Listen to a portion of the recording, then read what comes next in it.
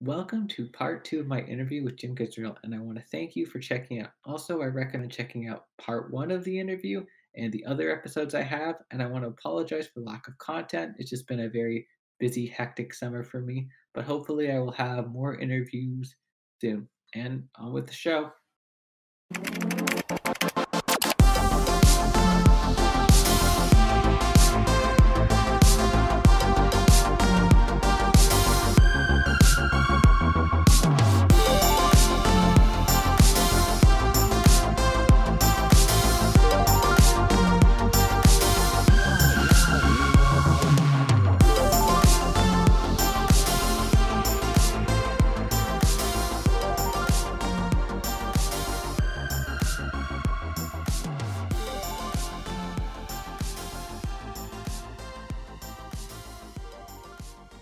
Hello, welcome to Callbacks Episode 5. I have a very special guest today. He is the creator of the Internet Newgrounds Flash cartoons Cletus the Fetus, as well as the co-creator of the Internet cartoon Knockforce. He is an accomplished YouTube movie critic who has covered indie darlings, obscure films, foreign films, marathons of various directors, current films, as well. His movie reviews are great insight on what makes a film work. He is also a member of the Pizza Party Podcast, a podcast on animation and pop culture, which is started by cartoon reviewer Pan Pizza. He's a recurring guest on the POS podcast. He's been a guest on various other podcasts, and he does research for YouTubers like SaberStars for their videos. Done work on public television and is a huge old school comics fan. Has hosted a weekly movie news live stream and is just a wonderful, kind, amazing person. My guest is Jim Gizrael.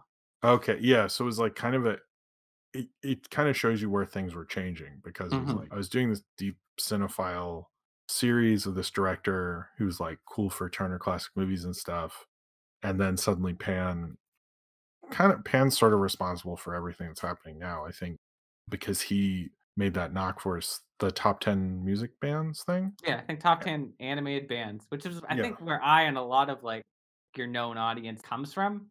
Uh, I would say Pan probably sort of discovered me in the got me out of that weird wave and put me on the path where I am now because it was surprising because I was like, oh, I had a Google search for Knockforce just to see, just because I'd like to know if people are saying stuff. I didn't expect something like that.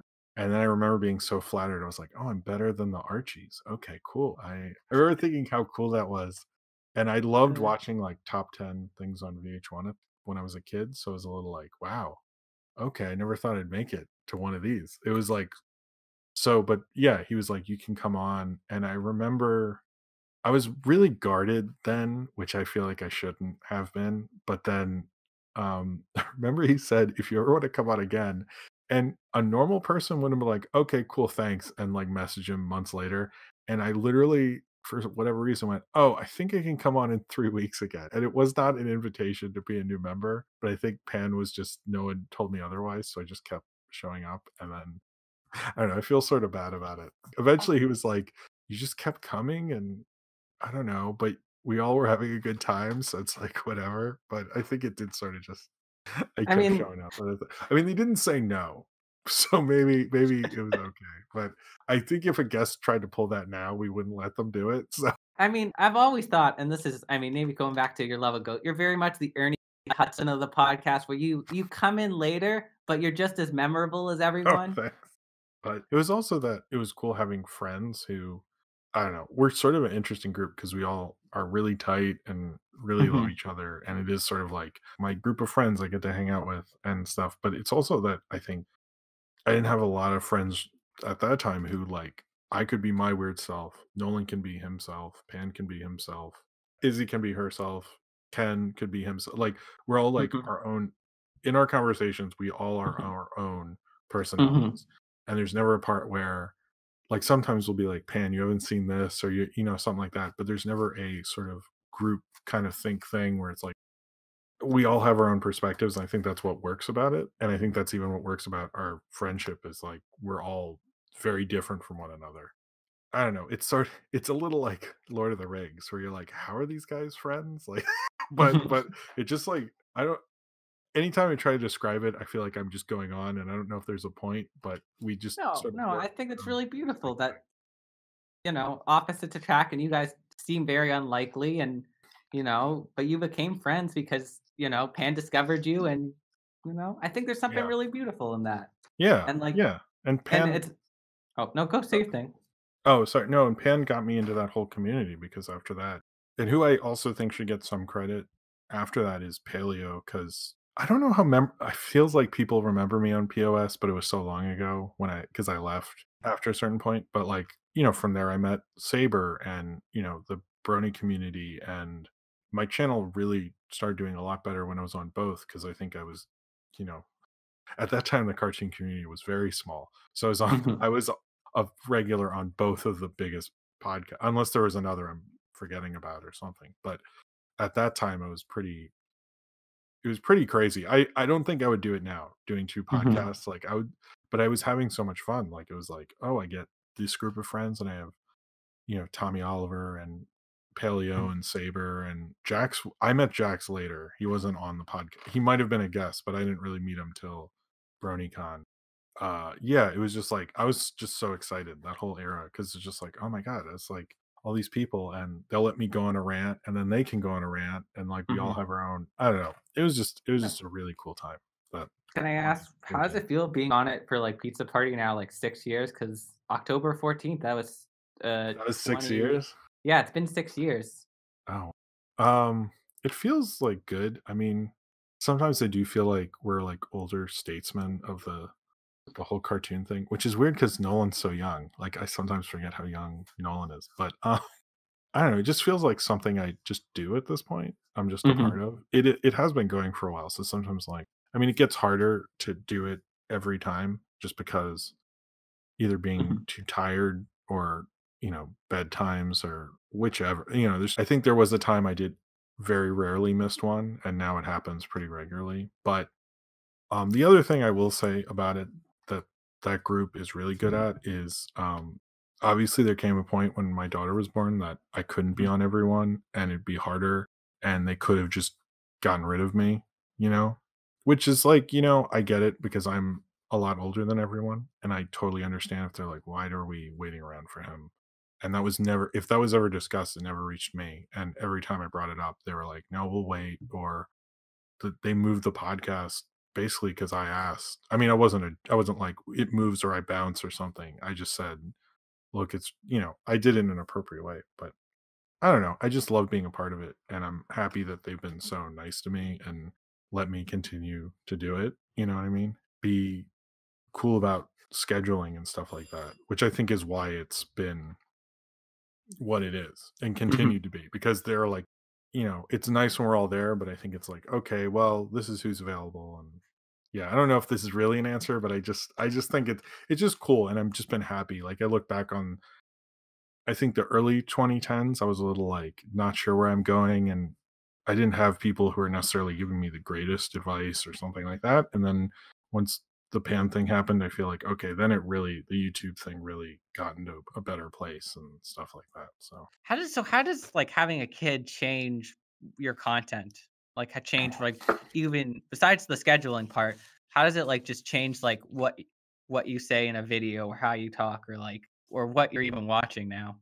Or just like, Um, well, okay, first, from when I've started to now, film culture has totally changed. Part of it is that I'm gonna say that because, like, I used to do a lot of more art films, and Mhm, people would watch those, and I can honestly tell you, one, they wouldn't get released to the degree they were then.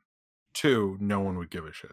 It's like just I'm not trying to be mad at anyone who's like, "Hey, I watch you. I would watch that." I'm not trying to insult people or anything. It's just like we've all seen where it goes, and so that has changed 100%.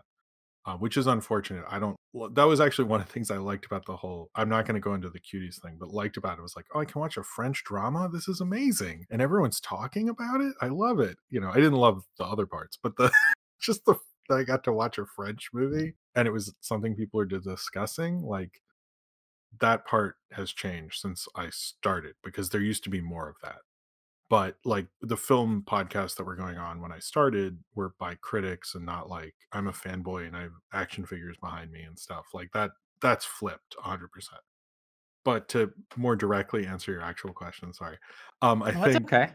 I think the thing with that is it changes like how I think about movies. It changes like kind of what I see. It also changes, I think scheduling with having a kid and making stuff is a big deal because like one of the things that changed is like when I started doing the streaming and I made the shorts is just because sometimes it's harder for me to put out reviews like a full length review of a movie as Mhm. frequently.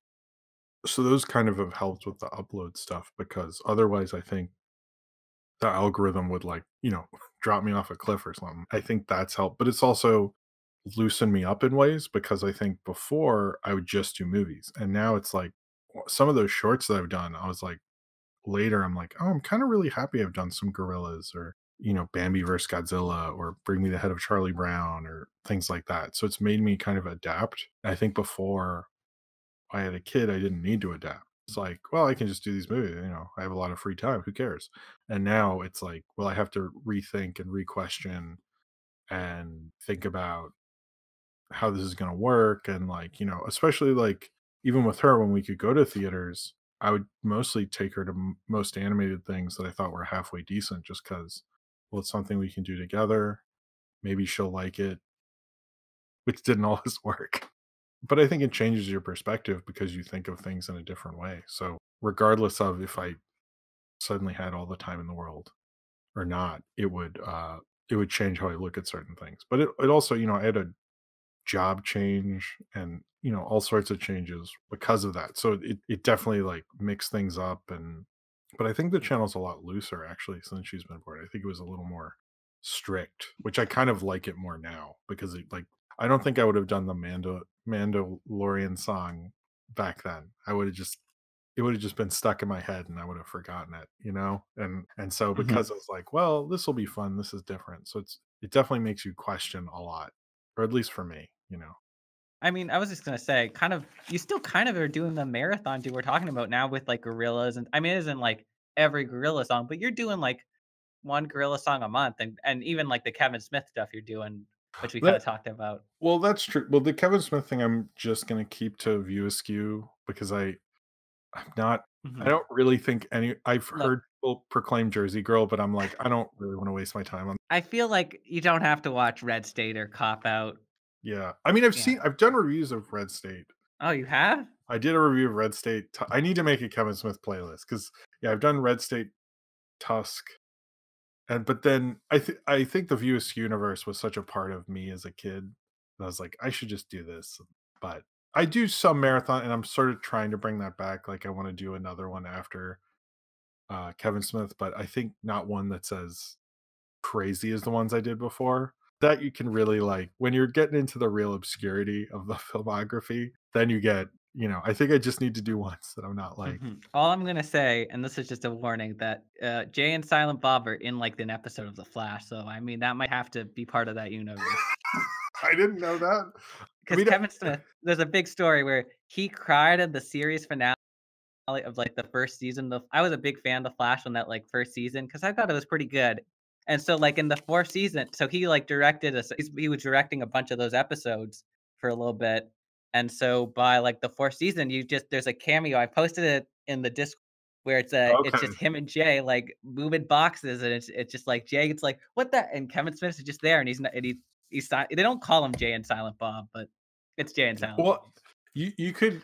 I'm see. I won't get into that because then I could get into the Degrassi episodes and like Scream 3 and like Wait, they're in Degrassi? Oh wait, oh yeah, they're in.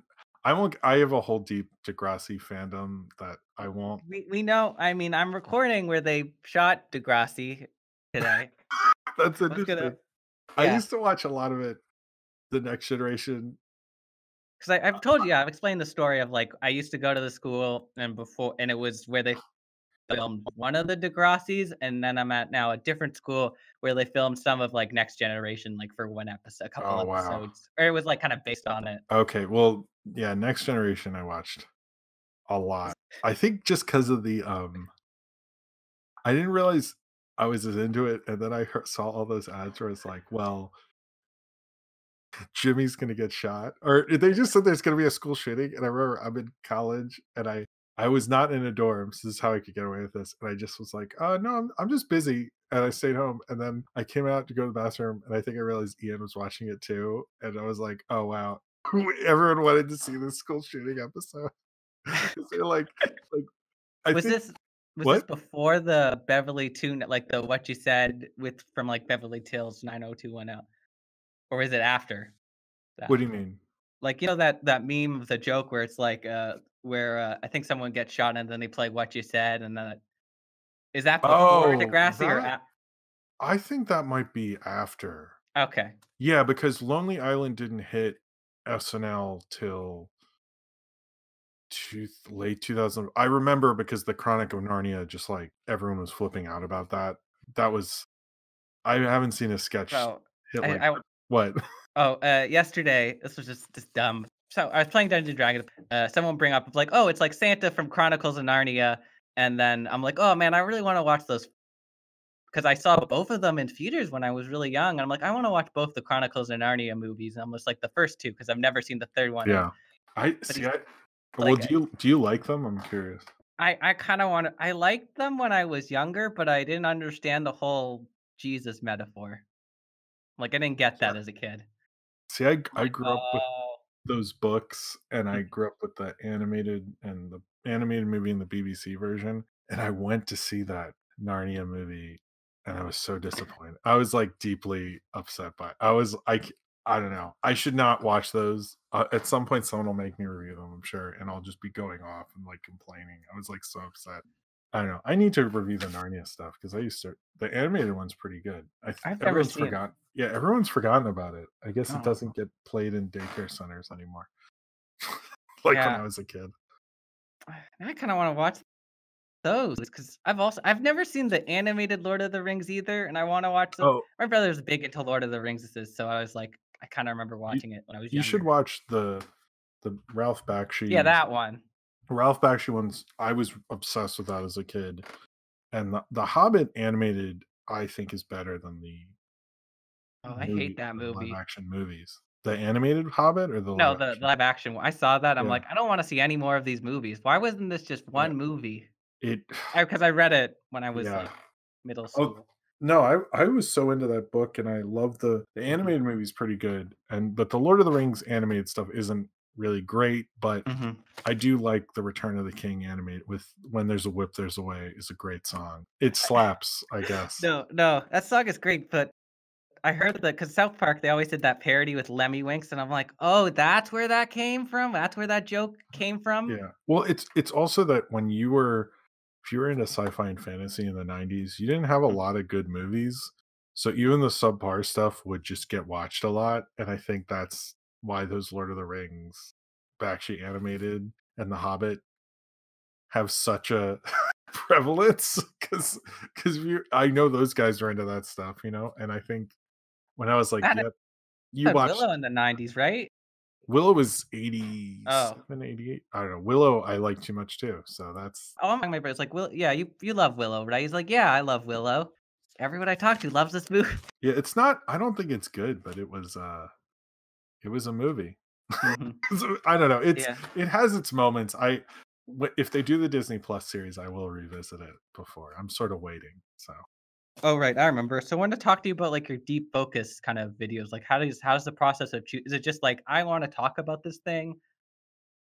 oh, what, just picking for Just deep kind of focus or yeah, picking a review or kinda just like your more video essay videos, because I feel like those are the ones you, like, have the most passion about yeah. or seem like you put a lot of effort into them. Yeah, I those are usually like big deep dives and research projects, and I would say oftentimes they're like a theory I'm really into or something I want explained. Like I guess the biggest one is what is auteur theory. That one just gets watched constantly, and I know it gets played in classes and stuff. But usually, what I'll do is I'll like find as many articles I can on it. It's usually something I'm very passionate about, like the one on Disney and how they did Disney hold back the animated feature, which is mainly about how they could have pushed more for best picture stuff or you know festival circuit stuff or like tried to legitimize it more than they did, and which was something I was always really passionate about. as well as like how they. I think I mentioned how in that how they don't when you see their movies they don't have the year attached often, which I find bizarre. Which most people think is normal, but I'm like, no, that's like pretty unusual for movies. Like to not have the 1938 on. I think Snow White's 38, 37, but it just showing like how these films are perceived.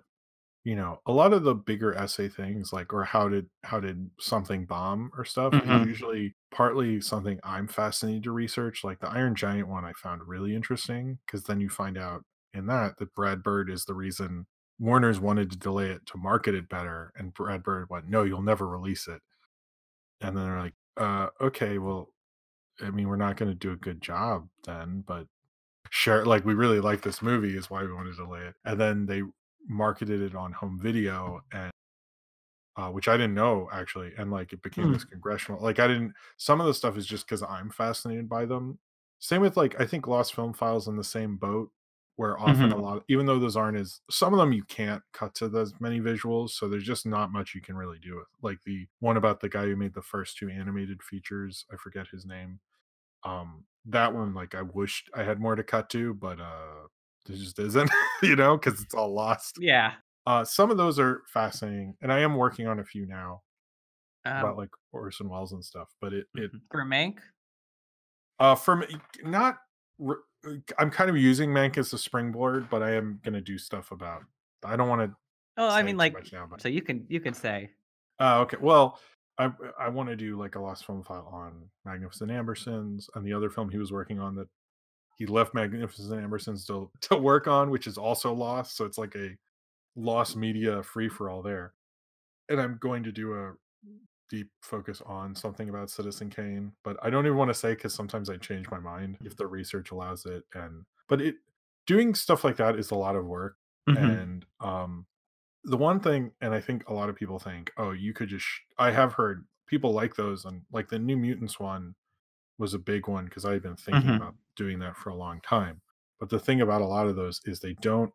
Only certain ones of those really take off as lame as it is to talk about making content as a business, and guess I'm not as upfront about that necessarily, but not all of them like do that well necessarily. Hmm.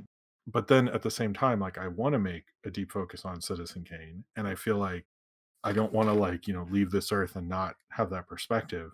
Hmm.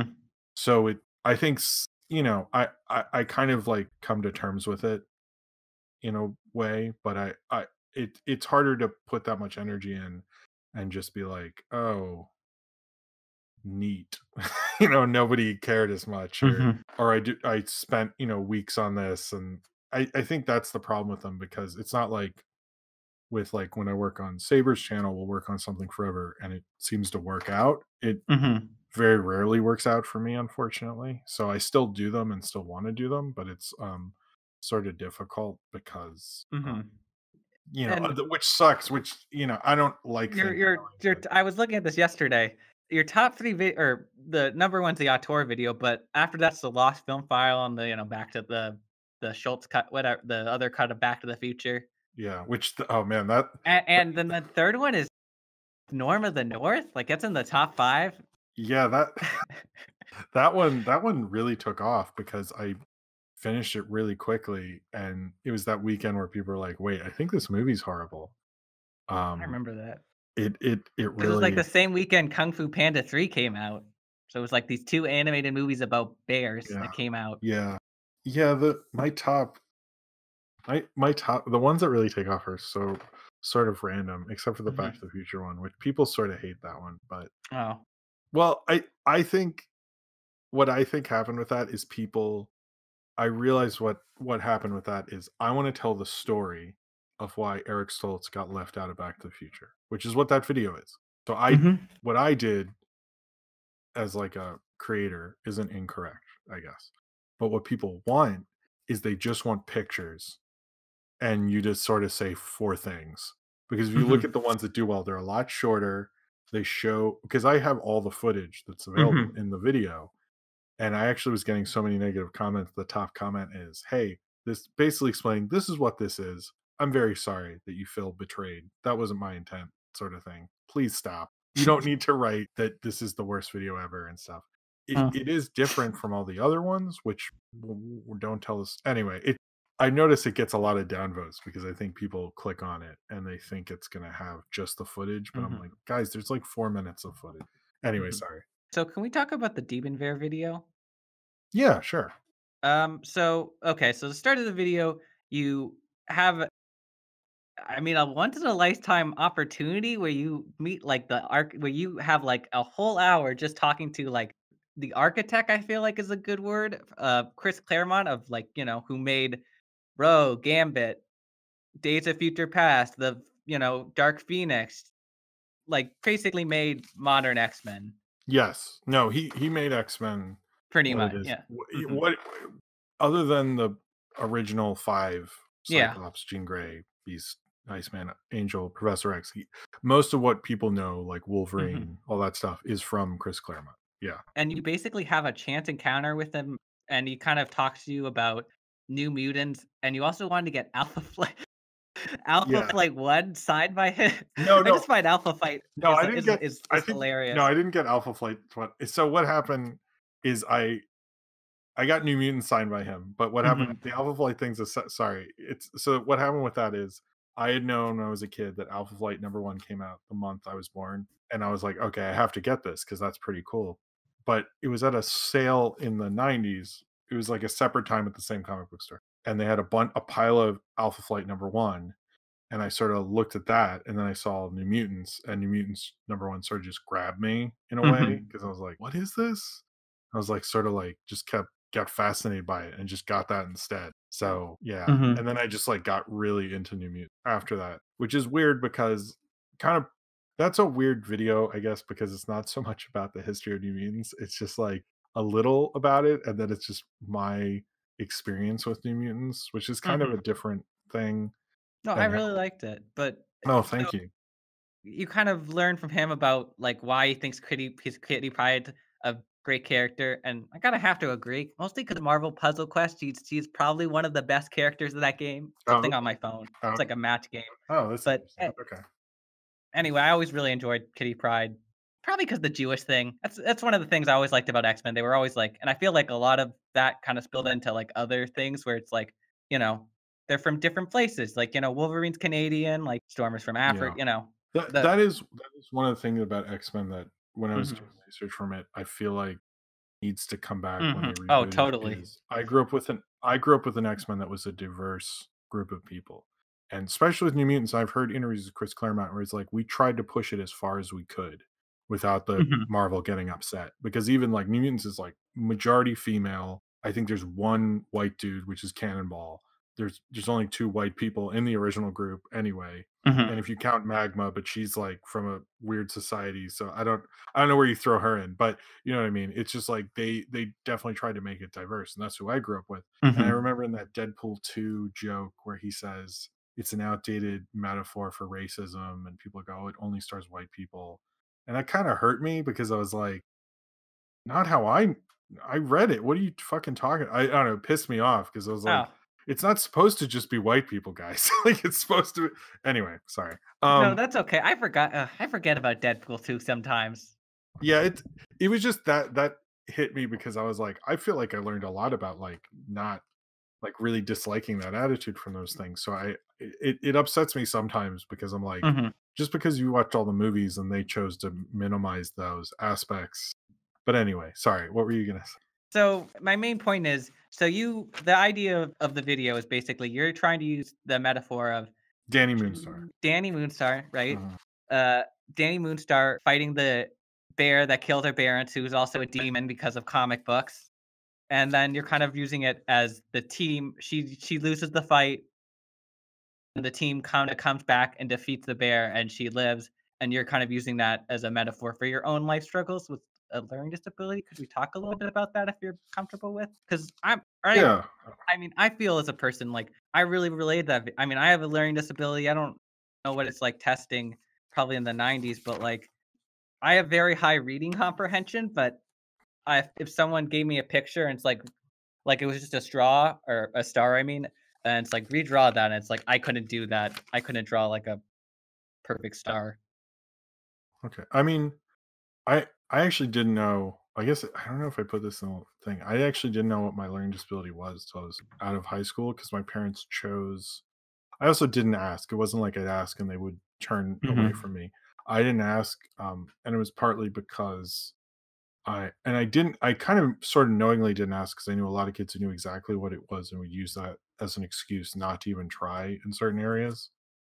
And I'm not 100% what because they would say the reading comprehension thing, but I was like, but I was reading like the Clockwork Orange book and like Shakespeare plays, and like I definitely knew what was going on, and I could pick up Shakespeare really Mhm. easily. Like I'd need like a actor, maybe a couple. I don't, I forget, but a couple Mhm. pages, and then I'd be like, my brain would like just be sort of triggered into the way they spoke, and I Mhm. could decipher it and tell you what happened.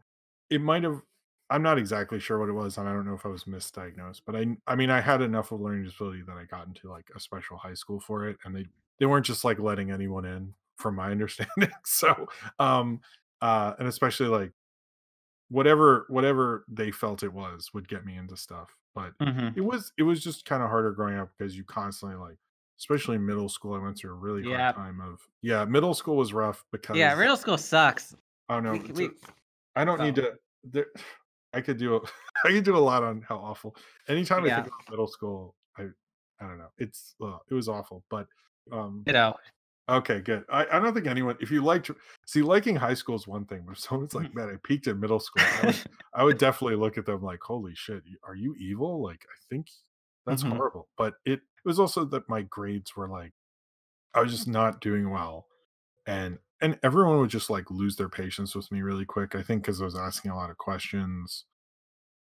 I just what it just would take it would just be really hard for me, and I just remember, like, going over homework a lot, just trying to, like, get some it was just too many hours spent on, like, the stupid homework stuff that and it was just sort of like, and I think constantly, like, having people and teachers look down on you and stuff like that, I think Mhm. has its I was definitely, like, in middle school, especially those first couple years, would be so deep into comics, like, I don't think I think I, like, barely remember what was going on in the '90s. I remember what was going on in, like, '80s Fantastic Four, but not not it's just so like, New Mutants was one I just, like, keep revisiting because I was like, "Oh, these kids get it because they screw up all the time, and that happens to me."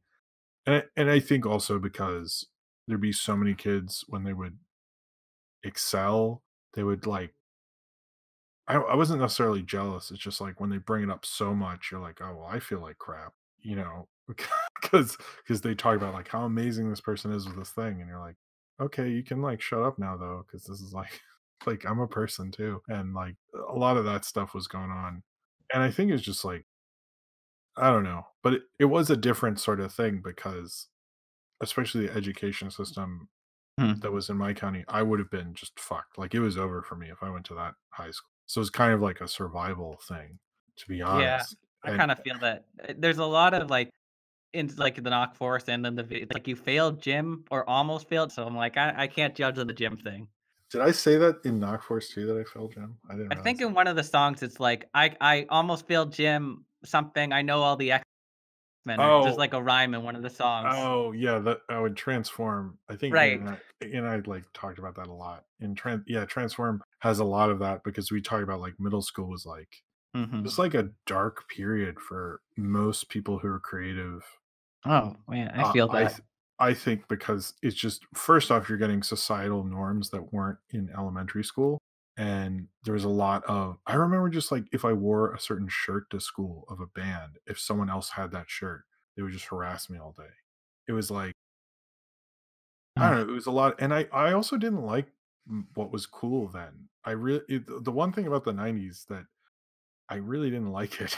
I didn't like what was going on. I like certain aspects of it, but I also like, this is one thing that I find interesting is I hear comic book fans and nerd fans talk about how like how empowered they are and stuff, but like I remember like kids starting a fight with me because I had a Spider-Man shirt and stuff. Ugh, It was like yeah. and like all sorts of and I think a lot of kids assimilated and I did the reverse from like, well, I'm gonna get more into Space Ghost and Coast to Coast and Mystery Science Theater and like all these deep nerdy things. And I'm just gonna go the opposite direction. And I won't Mhm. wear that Spider-Man shirt because I don't like getting punched and stuff. So I'll just wear I'll wear that on a Saturday.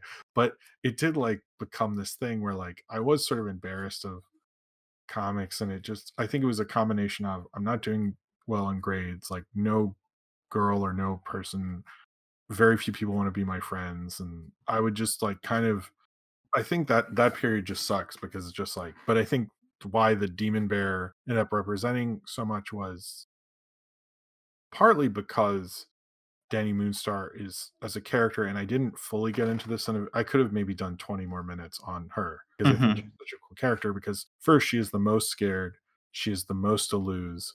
Her parents are gone, like it's just like awful. Her friends defeat the demon bear. She becomes a Valkyrie, like she basically becomes Like a like Thor Valkyrie kinda? yeah yeah. She becomes a really cool character. I wish they kept evolving her. They kind of stopped with her, and I thought that was Mm, one of the yeah. biggest disappointments, because when Claremont left and Louise Simonson and then Rob Liefeld take over that book, they really Ugh. like they really I mean he Danny Moonstar didn't make it to his run, but it's like they really kind of didn't know what to do with them with her. It's like Mhm. she's sort of the main thread of the book, and I think anyway, but I found her empowering because like Wolverine's Wolverine when he shows up. You know what I mean? Like Mhm. Spider-Man, definitely you have aspects of that, but she like was scared. She saw them mess up like in a lot of issues.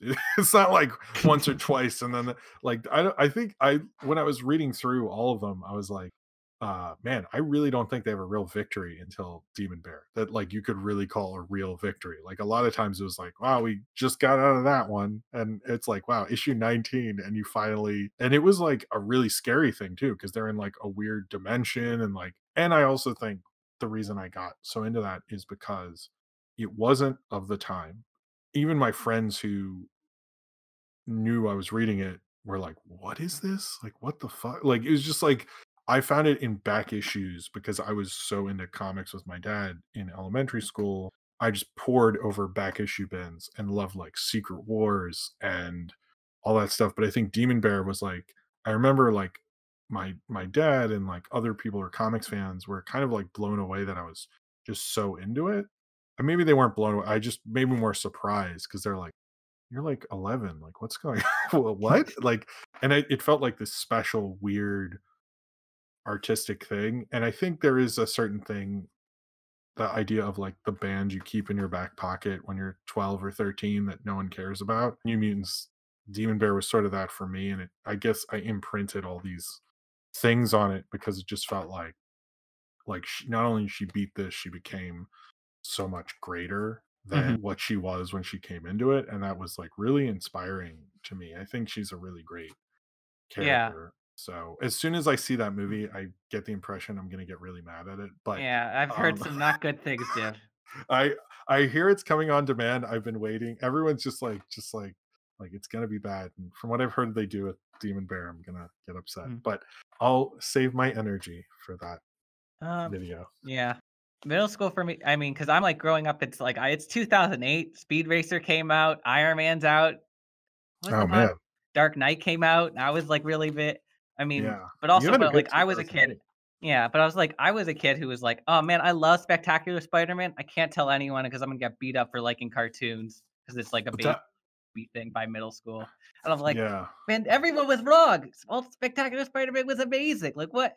Oh, I've actually that's a show that really went under the radar because I Mhm, remember I asked for it for Christmas, and I have a deal with my dad. I was like, "Look, if you get me something on DVD, I don't care if you open it and watch it before you wrap it. Like, you should do that." Because and he was like, apparently, like, he didn't wrap Spectacular Spider-Man till like the moment I showed up at their house or something because I was older, and he was yeah, like, because everyone I told to, like, no, no, this is the show.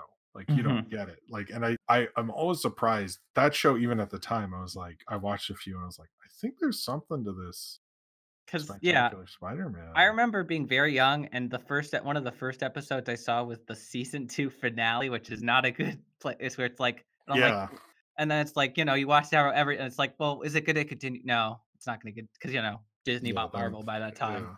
But it was oh man, Yeah. that's a good one. That's a good one to get into, especially the black Mhm. suit episode. Oh, that's a damn Yeah, good now I wanna show. watch. Yeah, I Uh, have it on Blu-ray just because I was like, I need to. Yeah, that was a cool 2008 show because No one who was into comic book stuff was talking Mhm. about that at the time. It was which is unfortunate. People should Yeah. have gotten on that. There Oh, well. it's kinda sad because it then goes to, like, Iron Man Armored Adventures. That shit was horrible. I couldn't even watch that when I like the Avengers one they did after, which was, like, interesting. Oh, I don't know those as well, Yeah, unfortunately. because it kind of that one was also, like, 2 seasons and then it got canceled. But, like, Mm, they did Ultron, they did, like not the end they did, like, all the Kree stuff. They did Secret Wars, which is pretty cool. mhm. Hmm. Yeah. I want to thank Jim for coming on and congratulate him because his wife is having a new baby really soon. You could check Jim on YouTube and give him a sub and also check him out on Patreon. I want to thank Hanan Bismuth for creating the music and Anna Tachenko for designing the logo. Please check out my Instagram and Twitter at @callbackspod, and I'll see you next time on Callbacks.